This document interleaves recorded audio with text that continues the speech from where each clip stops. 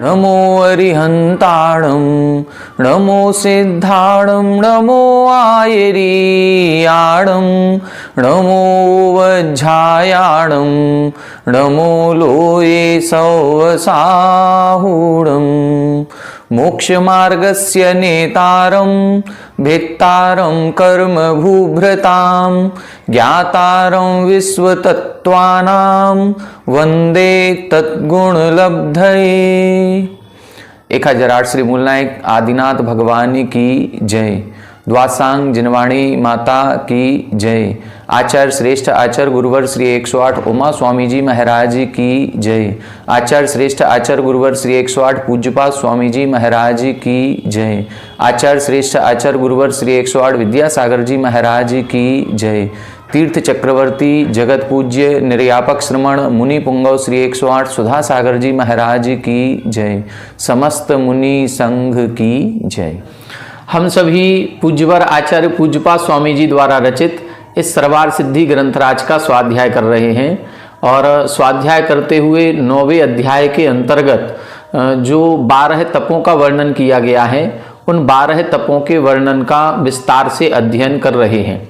इन 12 तपों में जो सबसे अंतिम तप है ध्यान तप, हम सभी पूर्व 2-3 कक्षाओं से इस ध्यान तप के स्वरूप के बारे में, इस ध्यान तप की विशेषताओं के बारे में और इस ध्यान तप के भेद प्रभेदों के बारे में विस्तार से समझने का प्रयास कर रहे हैं। पूर्व कक्षाओं में हमने आर्त ध्यान, रौद्र ध्यान और धर्म ध्यान पर चर्चा की थी। आज की कक्षा में हम अब शुक्ल ध्यान पर चर्चा करेंगे। पूर्व कक्षा में हमने आपको बताया था कि धर्म ध्यान और शुक्ल ध्यान, ये जो 2 ध्यान हैं ये मोक्ष के कारणभूत होते हैं और आर्त ध्यान रौद्र ध्यान ये संसार के कारण होते हैं। यदि हम निरंतर आर्त ध्यान और रौद्र ध्यान में लगे रहेंगे, पंचेंद्रिय विषयों की प्राप्ति में लगे रहेंगे और 5 पापों में संलग्न रहेंगे तो नियम से हमारा संसार कभी नहीं छूटेगा। हम निरंतर संसार में ही भ्रमण करते रहेंगे। यदि हमें संसार से मुक्ति प्राप्त करना है, अपनी आत्मा को भी शुद्ध आत्मा के रूप में परिवर्तित करना है तो हमें धर्म ध्यान और शुक्ल ध्यान का अवलंबन लेना ही पड़ेगा। आज वर्तमान में पंचम काल है तो शुक्ल ध्यान तो नहीं है, लेकिन धर्म ध्यान के माध्यम से भी हम कर्मों की निर्जरा भी कर सकते हैं और जो कर्म बंध हमारे हो रहा है वो भी शुभ कर्मों का बंध होगा। इत्यादि प्रकार से धर्म ध्यान के फलस्वरूप हम कर्मों का संवर और निर्जरा कर सकते हैं। आज की कक्षा में हम शुक्ल ध्यान के स्वरूप को समझेंगे। जैसे कि आर्त ध्यान, रौद्र ध्यान और धर्म ध्यान के 4 भेद बताए गए थे, इस शुक्ल ध्यान के भी 4 भेद बताए गए हैं। आगे सूत्रों में इनका वर्णन आएगा, इनकी विशेषताओं का भी वर्णन आएगा और इन ध्यान का फल क्या होता है इसका भी वर्णन प्राप्त होगा। एक एक सूत्र को अपन पढ़ेंगे तो सारा विषय स्पष्ट हो जाएगा। पेज नंबर 357 पर उत्थान का 891 सूत्र नंबर 37 से अपन को देखना है। देखें, त्रयाणाम ध्यानानाम निरूपणम कृतम। यहां बता रहे हैं 3 ध्यानों का निरूपण आपने कर दिया, आर्त ध्यान, रौद्र ध्यान और धर्म ध्यान। इन 3 ध्यानों का जो स्वरूप विवेचन करना था वो पूरा हो गया। इदानीम शुक्ल ध्यानम निरूपयितव्यम। अब शुक्ल ध्यान का वर्णन करना चाहिए।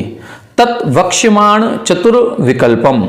तत्वक्ष्यमाण, इस शुक्ल ध्यान के चतुर्विकल्पम यानी 4 भेद होते हैं जिनको हम आगे कहेंगे। वक्ष्यमाण यानी आगे कहेंगे, अभी नहीं बता रहे हैं। तत्र आद्ययो स्वामी निर्देशार्थम इदम उच्यते। लेकिन उनमें से जो प्रारंभ के 2 शुक्ल ध्यान हैं वो 2 शुक्ल ध्यान किसके होते हैं ये यहां पर बता रहे हैं। पहले स्वामी का कथन कर रहे हैं, फिर भेद का कथन करेंगे, फिर उसकी और अन्य विशेषताओं को बताएंगे। तो सबसे पहले जो 4 प्रकार के शुक्ल ध्यान हैं, उन 4 में से जो प्रथम 2 शुक्ल ध्यान हैं, वो प्रथम 2 शुक्ल ध्यान किसके होते हैं और अंत के 2 शुक्ल ध्यान किसके होते हैं, इसका वर्णन कर रहे हैं। सूत्र नंबर 37 देखें, शुक्ले चाद्ये पूर्वविदः, शुक्ले चाद्ये पूर्वविदः। यहां बता रहे हैं शुक्ले च आद्ये, आद्य का मतलब प्रारंभ के 2। अपन ने पहले भी एक आद्य शब्द पढ़ा था प्रथम अध्याय में, जब अपन ने प्रमाण का वर्णन पढ़ा था तब उधर आया था आद्य परोक्षम। वहां पर भी आद्य शब्द से प्रारंभ के 2 ज्ञानों का ग्रहण किया गया था। यहां पर भी आद्य शब्द ये द्विवचन में है, तो प्रारंभ के 2 शुक्ल ध्यानों का ग्रहण यहां करेंगे कि प्रारंभ के 2 शुक्ल ध्यान पूर्वविदः। पूर्वविद का मतलब होता है जो अपना द्वादशांग है, उस द्वादशांग में जो 12वां अंग है, उस 12वें अंग के 5 भेद किए जाते हैं। 12वें अंग का नाम है दृष्टि प्रवाद या दृष्टिवाद। इसके 5 भेद किए जाते हैं, सूत्र, परिकर्म, प्रथमानुयोग, चूलिका और पूर्वगत। तो उसमें जो 5वां भेद एक पूर्वगत का होता है, उस पूर्वगत के भी 14 भेद किए जाते हैं। तो जो 11 अंग और 14 पूर्व के धारी होते हैं, अर्थात 11 अंग का संपूर्ण ज्ञान है और 14 पूर्व का भी ज्ञान होता है, उनको हम श्रुत केवली कहते हैं। तो यहां पर बता रहे हैं पूर्वविदः, जो पूर्वों के ज्ञाता हैं, ऐसे श्रुत केवलियों के ये प्रारंभ के 2 शुक्ल ध्यान होते हैं। इससे 2 अर्थ अपन को समझना है, आगे का भी सूत्र लिखेंगे परे केवलिनः। इससे ये स्पष्ट होता है कि प्रारंभ के जो 2 शुक्ल ध्यान होते हैं ये श्रुत ज्ञानियों के होते हैं और अंत के जो 2 शुक्ल ध्यान हैं ये केवल ज्ञानियों के होते हैं। श्रुत ज्ञान, मति ज्ञान, अवधि ज्ञान या मनःपर्यय ज्ञान ये कहां तक पाए जाते हैं, जहां तक ज्ञानावरण कर्म का क्षयोपशम होता है वहां तक ये ज्ञान पाए जाते हैं। जहां ज्ञानावरण कर्म का क्षय हो जाता है वहां पर केवल ज्ञान प्रकट हो जाता है। ज्ञानावरण कर्म का सद्भाव कहां तक है, 12वें गुण स्थान तक। 12वें गुण स्थान के अंतिम समय में ये ज्ञानावरण आदि कर्म नाश को प्राप्त हो जाते हैं और 13वें गुण स्थान में केवल ज्ञान प्रकट हो जाता है। तो यहां पर यह स्पष्ट करना चाह रहे हैं कि जो प्रारंभ के 2 शुक्ल ध्यान हैं ये 12वें गुण स्थान तक होते हैं और अंत के 2 शुक्ल ध्यान केवल ज्ञानियों के होते हैं, मतलब 13वें 14वें गुण स्थान में होते हैं। दूसरा यहां पर एक और अर्थ, जो मुख्य अर्थ यहां बता रहे हैं कि जो प्रारंभ के 2 शुक्ल ध्यान हैं वो पूर्ण श्रुत ज्ञानियों के होते हैं, जो श्रुत केवली होते हैं। तो उत्कृष्ट ज्ञान की अपेक्षा से यह कथन किया गया है। उत्कृष्ट ज्ञान क्या होगा, संपूर्ण श्रुत का जिनको क्षयोपशम प्राप्त होता है, जो संपूर्ण द्वादशांग के पाठी होते हैं, ऐसे श्रुत केवलियों के ये प्रारंभ के 2 शुक्ल ध्यान होते हैं। देखें 892, वक्ष्यमाणेषु शुक्ल ध्यान विकल्पेषु आद्ये शुक्ल ध्याने पूर्वविदो भवतः श्रुत केवलिनः इत्यर्थः। क्या बता रहे हैं, वक्ष्यमाणेषु शुक्ल ध्यान विकल्पेषु, जिन शुक्ल ध्यान के भेदों का वर्णन हम आगे करेंगे उनमें से जो आद्य शुक्ल ध्यान है, प्रारंभ के 2 शुक्ल ध्यान हैं, ये पूर्वविदो भवतः, ये पूर्वविद के होते हैं, मतलब जिनको पूर्वों का ज्ञान होता है उनके होते हैं। अर्थ क्या निकालना है, श्रुत केवलिनः इत्यर्थः, जो श्रुत केवली होते हैं। एक और अपन को विशेषता ध्यान रखनी है कि इनके साथ केवली शब्द लगा है, श्रुत केवली। तो हम लोगों की एक आम धारणा यह है कि जहां पर हम केवली शब्द देखते हैं तो हम ऐसा सोचते हैं ये तो तीर्थंकर, अरिहंत, परमेष्ठी होंगे। नहीं, केवली शब्द का मतलब वो नहीं है कि जो केवली, जिनको केवल ज्ञान हो गया वो वाले केवली, नहीं, यहां पर एक विशेषण लगाया श्रुत केवली। श्रुत केवली का मतलब है जो श्रुत ज्ञान से सहित हैं। अभी इनको केवल ज्ञान नहीं हुआ, ये श्रुत ज्ञान से सहित हैं, लेकिन श्रुत ज्ञान का जो उत्कृष्ट क्षयोपशम है उस उत्कृष्ट क्षयोपशम के धारी हैं, इसीलिए इनको श्रुत केवली कहा जाता है। ये श्रुत केवली कौन होते हैं, ये मुनिराज होते हैं और ये 6वें गुण स्थान से लेकर के 12वें गुण स्थान पर्यंत इनके गुण स्थान माने जाते हैं। 13वां 14वां जिनको गुण स्थान होता है वो वास्तविकता में केवली कहलाते हैं, जिनको केवल ज्ञान उत्पन्न हो गया। तो यहां जो श्रुत केवली शब्द है ये केवल ज्ञानी का केवली नहीं है, ये श्रुत ज्ञान का केवली है कि जिनको संपूर्ण श्रुत का ज्ञान हो गया है। हमने आपको बताया ये जो संपूर्ण श्रुत के ज्ञान की बात यहां कही जा रही है, ये उत्कृष्ट की अपेक्षा कही जा रही है। जघन्य की अपेक्षा कितना ज्ञान हो सकता है, कितने ज्ञान से हम शुक्ल ध्यान प्राप्त कर सकते हैं या शुक्ल ध्यान कर सकते हैं? तो जघन्य से अष्ट प्रवचन मातृका का ज्ञान होना चाहिए। अब ये अष्ट प्रवचन मातृकाएं क्या कहलाती हैं? मातृका का मतलब होता है माताएं, और अष्ट प्रवचन 8 प्रवचन माताएं होती हैं। ये 8 कौन कौन सी हैं? 5 समिति और 3 गुप्ती। हम लोगों का जो मुनियों का या महाव्रतियों का जो आचरण होता है, वो आचरण इन समिति और गुप्तियों पर ही डिपेंड करता है। ये कहा जाता है कि जब हम मुनि दीक्षा लेते हैं तो अब हम 3 गुप्तियों में लीन हो जाएं। मतलब अब हम मन वचन काय की एकाग्रता करें, मन वचन काय की चंचलता को रोकें, ये कहलाती है गुप्ती। लेकिन गुप्ती में जब अधिक समय तक हम समर्थ नहीं हो पाते हैं तो फिर समिति का उपदेश दिया जाता है कि अब प्रवृत्ति करना है तो अब हम समिति पूर्वक प्रवृत्ति करेंगे। सम्यक ऐनम इति समिति, जब अच्छी भली प्रकार से प्रवर्तन किया जाता है। इसीलिए 5 समितियों का उपदेश दिया गया। ईरिया समिति, आदान निक्षेपण समिति, भाषा समिति, उत्सर्ग समिति और ऐषणा समिति। तो ये जो 5 समितियों का उपदेश है, तो जो मुनि बने हैं, जिन्होंने मुनि व्रतों को अंगीकार किया है, उनको बस इतना ज्ञान आवश्यक है कि हम जो चर्या करेंगे, या तो हम चर्या करेंगे नहीं, करेंगे तो देख करके शोध करके करेंगे। आहार लेने जाएंगे तो ऐषणा समिति से करेंगे, विहार करेंगे तो ईरिया समिति से करेंगे, किसी वस्तु को उठाएंगे रखेंगे तो आदान निक्षेपण समिति का ध्यान रखेंगे, यदि मलमूत्र आदि का क्षेपण करते हैं तो उत्सर्ग समिति का ध्यान रखेंगे, इत्यादि प्रकार से ये सारी समितियों का ध्यान रखा जाता है। तो ये जो शुक्ल ध्यान करने वाले जीव हैं, ये शुक्ल ध्यान के समय में जघन्य श्रुत ज्ञान कितना होगा? जघन्य श्रुत ज्ञान है अष्ट प्रवचन मातृका। इतना ज्ञान यदि है तो वह मुनिचर्या का भी निरतिचार पालन करेंगे, और यदि ध्यान अवस्था में बैठ गए तो केवल ज्ञान भी प्राप्त कर सकते हैं, ये शुक्ल ध्यान भी प्राप्त कर सकते हैं, उपसम छपक श्रेणी का आरोहण भी कर सकते हैं। तो जघन्य श्रुत ज्ञान है अष्ट प्रवचन मातृका। उत्कृष्ट शुक्ल श्रुत ज्ञान होगा पूर्वविद, अर्थात संपूर्ण द्वादशांग का ज्ञान जिनको हो जाता है ऐसा। च शब्देन धर्म्यम अपि समुच्चीयते, यहां जो च आद्य च शब्द लिखा है, उस च शब्द से धर्म्यम अपि समुच्चीयते, मतलब धर्म ध्यान का भी ग्रहण करना है कि जो धर्म ध्यान होता है ये भी श्रुत केवलियों के ही होता है। मतलब जहां तक श्रुत ज्ञान है वहीं तक धर्म ध्यान है, इसके ऊपर फिर धर्म ध्यान नहीं होता। तत्र व्याख्यांतो विशेष प्रतिपत्ति इति श्रेण्या आरोहणात् प्राग धर्म्यम श्रेण्यो शुक्ले इति व्याख्यायते। यहां बता रहे हैं, ये एक इन्होंने सूत्र लिखा, व्याख्यान तो विशेष प्रतिपत्ति ही, जब व्याख्यान किया जाता है तो विशेष प्रतिपादन किया जाता है। तो यहां पर विशेष प्रतिपादन क्या करना है? विशेष प्रतिपादन ये है कि श्रेणी आरोहणात् प्राक धर्म्यम, श्रेणी का आरोहण जब होता है, श्रेणी का आरोहण कहां से होता है? 7वें गुणस्थान के जो सातिशय अप्रमत्त व्रत होता है, उस सातिशय अप्रमत्त व्रत के बाद से श्रेणी आरोहण प्रारंभ हो जाता है। मतलब 8वां गुणस्थान, 9वां गुणस्थान, 10वां गुणस्थान, 11वां और 12वां, ये 5 गुणस्थान श्रेणी के कहे गए, जिनमें 2 प्रकार की श्रेणी होती हैं, उपसम श्रेणी और छपक श्रेणी। उपसम श्रेणी में चारित्र मोहिनी की प्रकृतियों का उपसम किया जाता है, और छपक श्रेणी में चारित्र मोहिनी की प्रकृतियों का क्षय किया जाता है। उपसम श्रेणी जब चढ़ते हैं तो 8वां, 9वां, 10वां और 11वां गुण स्थान होता है, और जब छपक श्रेणी आरोहण करते हैं तो 8वां, 9वां, 10वां और फिर 10 से सीधा 12वां गुण स्थान होता है। इत्यादि प्रकार से ये 4-4 गुण स्थान एक एक श्रेणी में होते हैं। जो उपसम श्रेणी आरोहण करते हैं वो 11वें में जाएंगे, और नियम है कि 11वें से वो नीचे पुनः आएंगे ही आएंगे, 11वें से 12वें में नहीं जा सकते।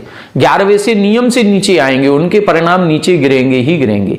इसके गिरने के भी 2 कारण कहे गए, या तो उपसम का काल समाप्त हो जाए तो उससे गिरेंगे, अथवा आयु क्षय हो जाए, उनका भव ही समाप्त हो जाए तो गिरेंगे।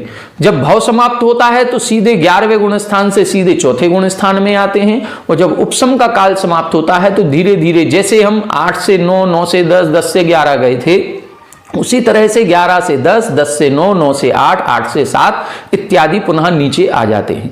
ये उपसम श्रेणी और छपक श्रेणी कहलाती है, जो 8वें गुण स्थान से प्रारंभ होती है।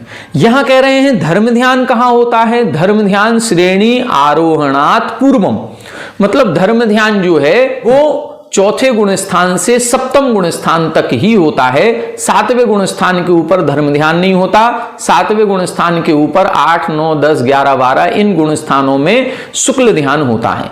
अब शुक्ल ध्यान होगा तो कौन सा होगा? वो 2 शुक्ल ध्यान होंगे, प्रारंभ के 2। अंत के 2 किसके होते हैं? वो अगला सूत्र देखेंगे अपन कि परे केवलिनः, वो केवली भगवान के होते हैं। तो यहां स्पष्ट वर्णन कर दिया, श्रेणी आरोहणात् प्राग धर्म्यम, श्रेणी आरोहण करने के पूर्व धर्म ध्यान है, श्रेण्यो शुक्ले, और दोनों प्रकार की श्रेणियों में शुक्ल ध्यान होता है। ये स्पष्ट क्यों लिखा? ये इसलिए लिखा क्योंकि आचार्यों के इस संबंध में 2 मत हैं। एक आचार्य का मत यह है कि धर्म ध्यान 10वें गुण स्थान तक होता है और शुक्ल ध्यान 11वें गुण स्थान से शुरू होते हैं, 11, 12, 13, 14। तो प्रारंभ के 2 शुक्ल ध्यान 11वें में अथवा 12वें में होते हैं, तीसरा शुक्ल ध्यान 13वें में, चौथा शुक्ल ध्यान 14वें में। ये एक विचारधारा है। इस विचारधारा के अनुसार धर्म ध्यान 10वें गुण स्थान तक होता है, इसीलिए श्रेणी में भी हो जाता है। लेकिन ये जो दूसरे आचार्य हैं इनका मत अलग है। ये कहते हैं कि धर्म ध्यान सप्तम गुण स्थान तक ही होता है, सप्तम गुण स्थान के ऊपर श्रेणियों में शुक्ल ध्यान होता है। दोनों भी बातें अपन को स्वीकार हैं क्योंकि हम दोनों ही आचार्यों के भक्त हैं। दोनों ही आचार्य केवली भगवान की वाणी को ही विस्तारित कर रहे हैं। हम किसी को ये नहीं कह सकते कि ये गलत हैं और ये सही हैं। दोनों ही आचार्य महाव्रती हैं और संपूर्ण ज्ञान के धारी होते हैं। तो यहां पर स्पष्ट कर दिया, अपन पूज्यपाद आचार्य को पढ़ रहे हैं तो पूज्यपाद आचार्य के मत को ध्यान में रखना है। दूसरा मत वो वीरसेन स्वामी आचार्य का है, जिन्होंने धवला ग्रंथ की टीका लिखी है, वो उनका है। तो यहां पर स्पष्ट कर दिया कि जो प्रारंभ के 2 शुक्ल ध्यान हैं ये किसके होंगे? पूर्व विधा। अब अंत के 2 शुक्ल ध्यान किसके होंगे? तब 893 लिख रहे हैं, अवशिष्टे कस्य भवत इति यत्र उच्यते। अवशिष्टे यानी बचे हुए जो 2 शुक्ल ध्यान हैं ये किसके होते हैं? इसके लिए सूत्र लिखा, परे केवलिनः। परे केवलिनः यहां बता रहे हैं, परे यानी जो बाद वाले 2 शुक्ल ध्यान हैं के केवलिनः, ये केवली भगवान के होते हैं। अब केवली भगवान के गुण स्थान कौन कौन से? 2, एक 13वां और एक 14वां। तो ये 2 शुक्ल ध्यान किसके होंगे? 13वें में होंगे दोनों, या दोनों 14वें में होंगे, या एक 13वें में या एक 14वें में होगा। कैसे होगा? इसके लिए टीका देखें 894 नंबर, प्रक्षीण सकल ज्ञानावरणस्य केवलिनः संयोगस्य अयोगस्य च परे उत्तरे शुक्ल ध्याने भवतः। यहां स्पष्ट लिख दिया, प्रक्षीण सकल ज्ञानावरणस्य, जिनके संपूर्ण ज्ञानावरण कर्म क्षय को प्राप्त हो गया है और जिनके केवल ज्ञान उत्पन्न हो गया है, ऐसे केवली भगवान के। अब ऐसे केवली भगवान 2 प्रकार के हैं, संयोगस्य अयोगस्य, संयोग केवली और अयोग केवली। तो इन दोनों के ही परे उत्तरे शुक्ल ध्याने भवतः। परे यानी उत्तरे, उत्तरे का मतलब बाद वाले जो बचे हुए 2 शुक्ल ध्यान हैं वो शुक्ल ध्यान भवतः यानी होते हैं। तो इनमें से जो तीसरा शुक्ल ध्यान है वो 13वें गुण स्थान में होता है और जो चौथा शुक्ल ध्यान है वो 14वें गुण स्थान में होता है। अब पहला शुक्ल ध्यान कहां हो गया? पहला शुक्ल ध्यान तो हो गया अपना 8वें गुण स्थान से 10वें गुण स्थान तक। दूसरा शुक्ल ध्यान 12वें गुण स्थान में, तीसरा शुक्ल ध्यान 13वें में और चौथा शुक्ल ध्यान 14वें में होता है। इस प्रकार से यदि छपक श्रेणी आरोहण कर रहे हैं तो छपक श्रेणी करेंगे तो 8 से 10 में पहला, 12वें में दूसरा, 13वें में तीसरा, 14वें में चौथा। यदि उपसम श्रेणी चढ़ रहे हैं तो उपसम श्रेणी चढ़ते समय 8 से 11 गुण स्थान में दोनों ही शुक्ल ध्यान होते हैं। 8 से 10 में एक और 11वें में दूसरा माना जाता है। यहां जो इनकी धारणा है, इस धारणा को अपन पढ़ेंगे आगे, टीका में आएगा 44 नंबर सूत्र की टीका में और अच्छे से स्पष्ट करेंगे। शुक्ल ध्यान के और क्या मत मतांतर हैं इसको भी स्पष्ट करेंगे। अभी विषय को अपन आगे बढ़ाते हैं। देखें अब 895 नंबर, यथासंख्यम तद विकल्प प्रतिपादनार्थम इदम उच्यते। अब क्रम पूर्वक उनके नाम का कथन कर रहे हैं। अभी नाम नहीं बताए शुक्ल ध्यान के, अभी तो केवल इतना बताया था कि प्रारंभ के 2 श्रुत केवलियों के, श्रुत ज्ञानियों के होंगे, अंत के 2 केवल ज्ञानियों के होंगे। अब वो हैं कौन कौन से, वो नाम बता रहे हैं।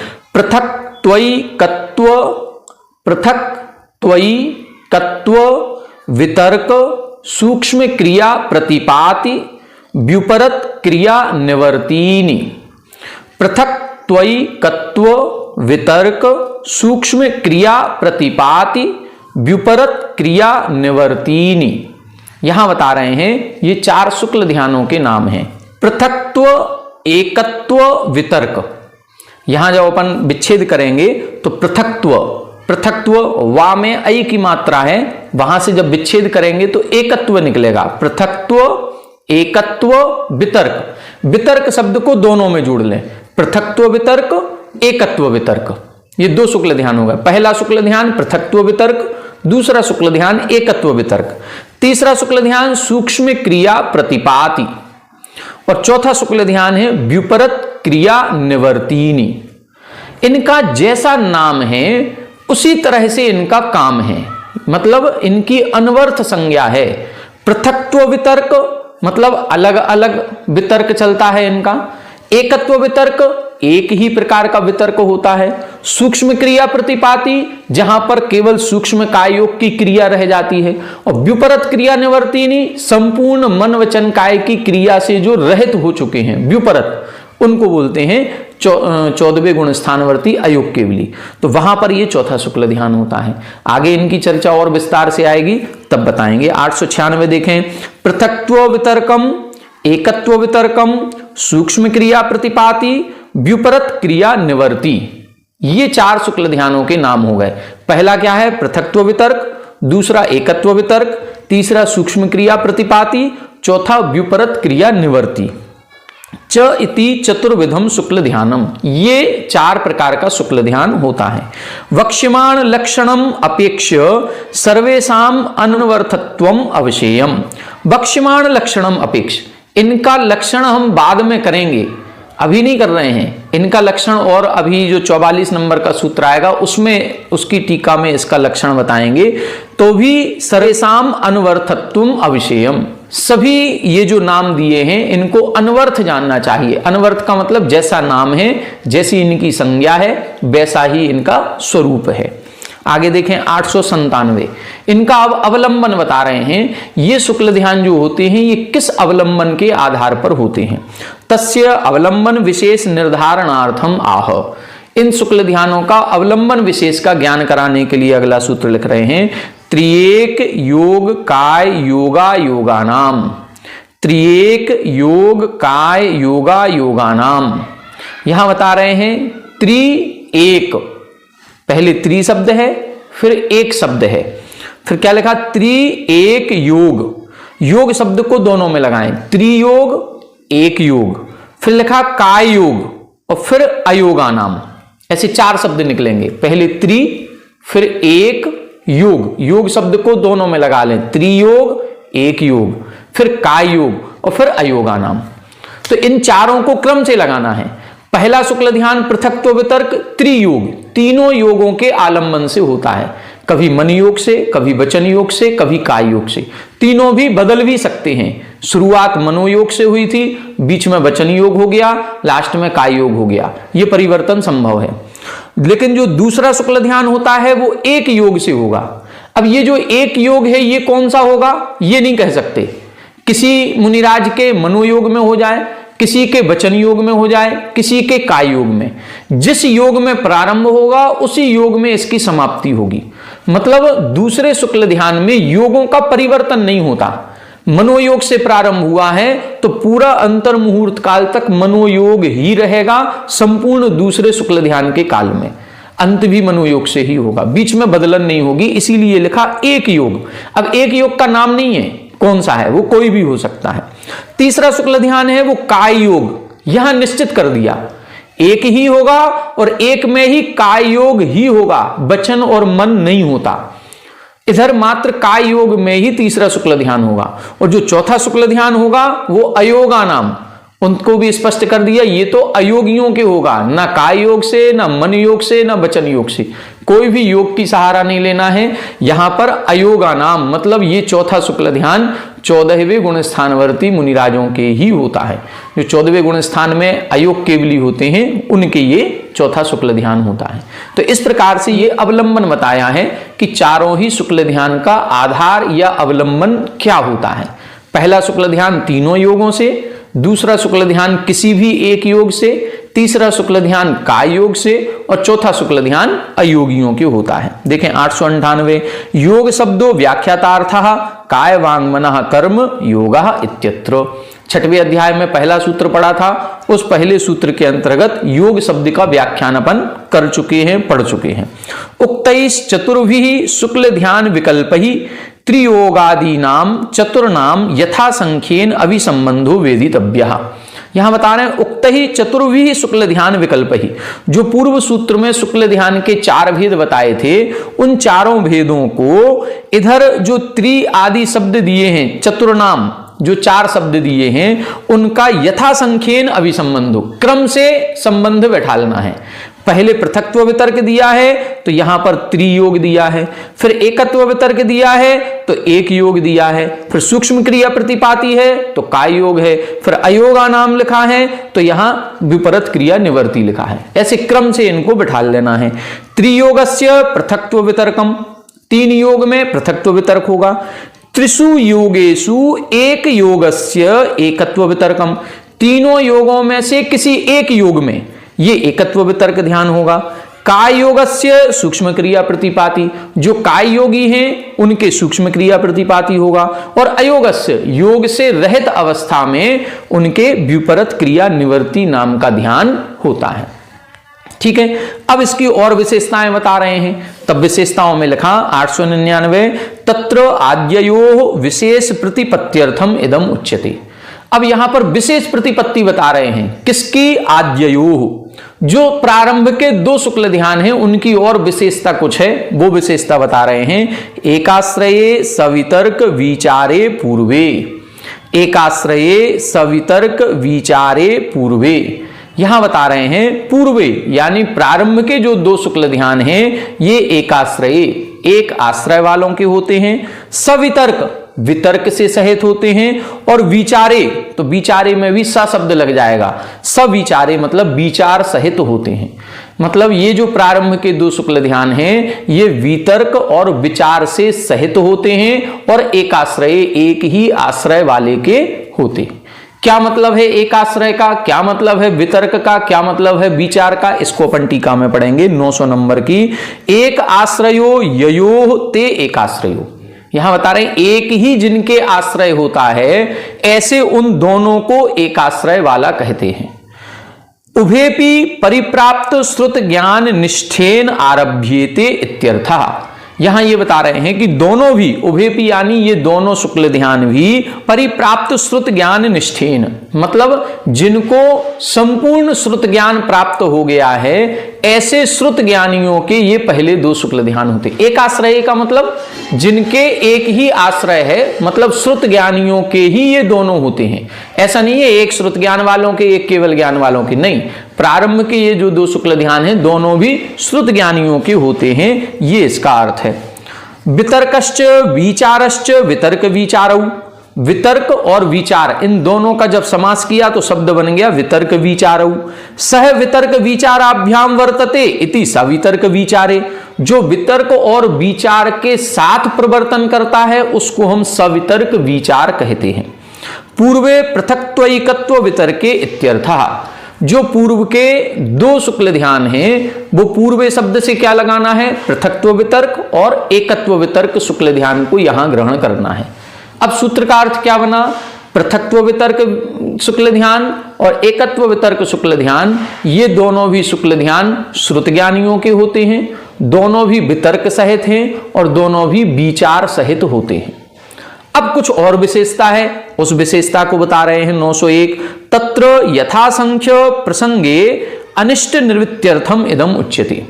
ये जो आपने सूत्र लिखा कि दोनों भी वितर्क और विचार सहित होते हैं, तो यहां पर अनिष्ट ना ग्रहण कर लें, हम यहां पर कुछ हम गलत ग्रहण ना कर लें, इसीलिए तुरंत अगला सूत्र लिख रहे हैं अविचारम द्वितीयम। अविचारम द्वितीयम इसका मतलब है जो दूसरा शुक्ल ध्यान है वो अविचार होता है, उसमें विचार नहीं पाया जाता। जैसे पूर्व सूत्र में लिख दिया ना सवितर्क विचारे, अब सवितर्क विचार लिख दिया तो इससे तो यह पता चल रहा है कि दूसरा शुक्ल ध्यान भी विचार सहित है, इसीलिए तुरंत लिख दिया अविचारम द्वितीयम। जो दूसरा शुक्ल ध्यान है वो वितर्क से तो सहित है लेकिन विचार से सहित नहीं है। ये उसी प्रकार का सूत्र लिखा है जैसा अपन ने 5वें अध्याय में पढ़ा था। पहले एक सूत्र पढ़ा था नित्यावस्थितान्य रूपाणी, और तुरंत लिखा था रूपिणः पुद्गलः। पहले लिखा ये ऊपर कहे हुए सभी द्रव्य नित्य हैं, अवस्थित हैं, अरूपी हैं, तो उसमें सभी को लिख दिया, सभी नित्य हैं, सभी अवस्थित हैं, सभी अरूपी हैं, लेकिन उसमें पुद्गल का भी कथन था, तो उस पुद्गल को हम अरूपी ना मान लें, इसीलिए तुरंत लिखा था रूपिणः पुद्गलः, पुद्गल द्रव्य रूपी होता है। इसी प्रकार से यहां पहले सूत्र लिखा है, इसमें दोनों शुक्ल ध्यानों को वितर्क और विचार से सहित बता दिया, लेकिन विचार से सहित दोनों नहीं है, पहला तो है दूसरा नहीं है, इसीलिए दूसरे का अनर्थ ग्रहण ना हो जाए तुरंत सूत्र लिख दिया अविचारम द्वितीयम। जो दूसरा शुक्ल ध्यान है वो विचार से रहित होता है। अब क्या मतलब निकला इसका देखें 902, पूर्वयोर यत द्वितीयम तत् अविचारम प्रत्येतव्यम। पूर्वयो मतलब जो पूर्व के दो शुक्ल ध्यान हैं उनमें से यत द्वितीयम जो दूसरे नंबर पर है तत् अविचारम प्रत्येतव्यम, उसको अविचार जानना चाहिए।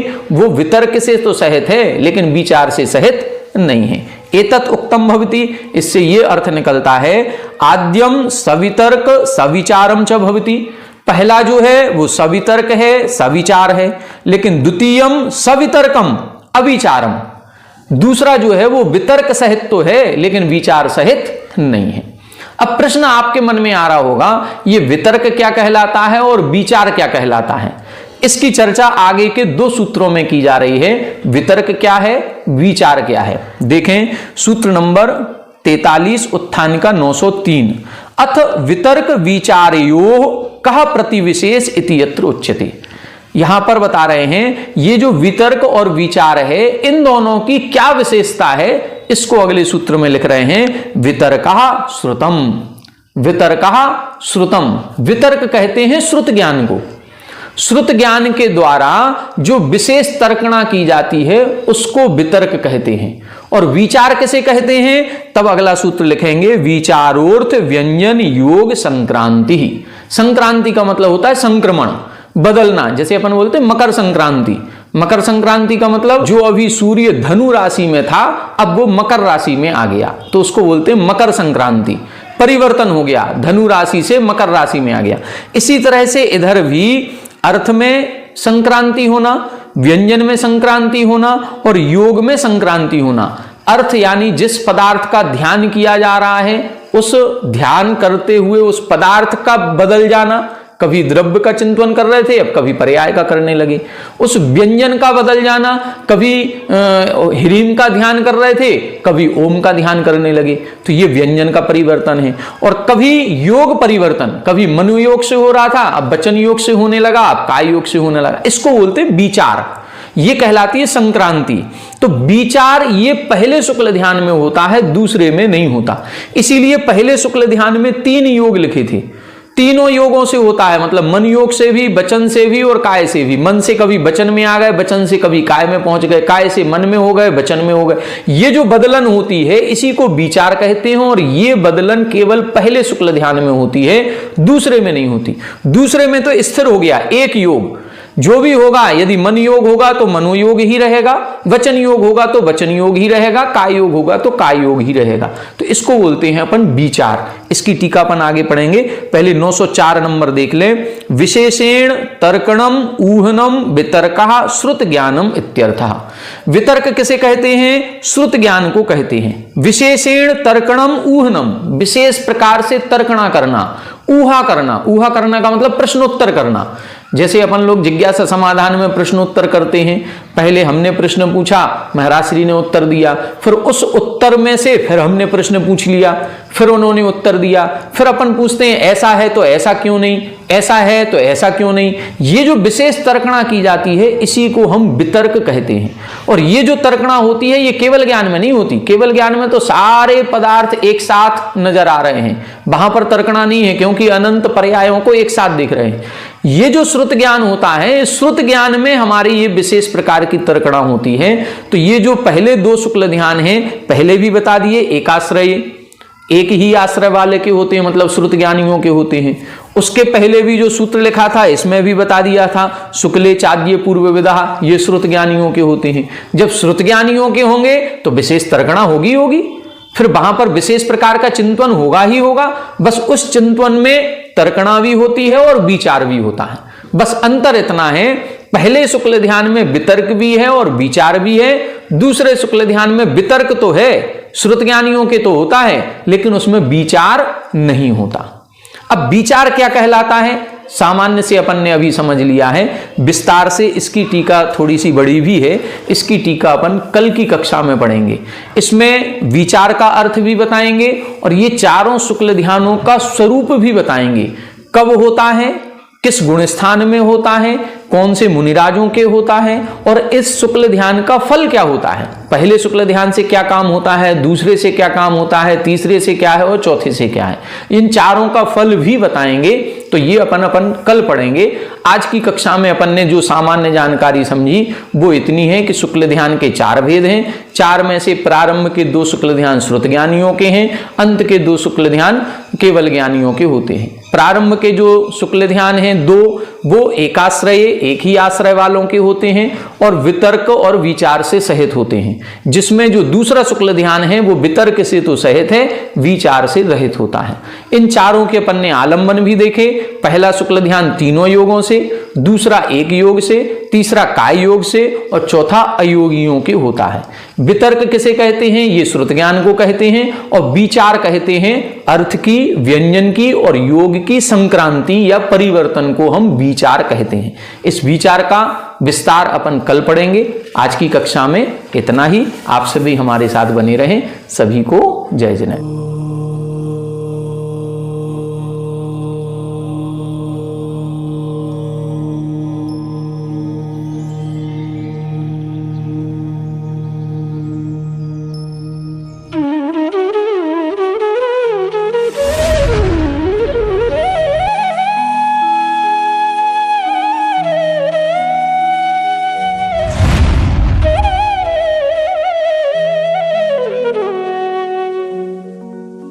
Thank you.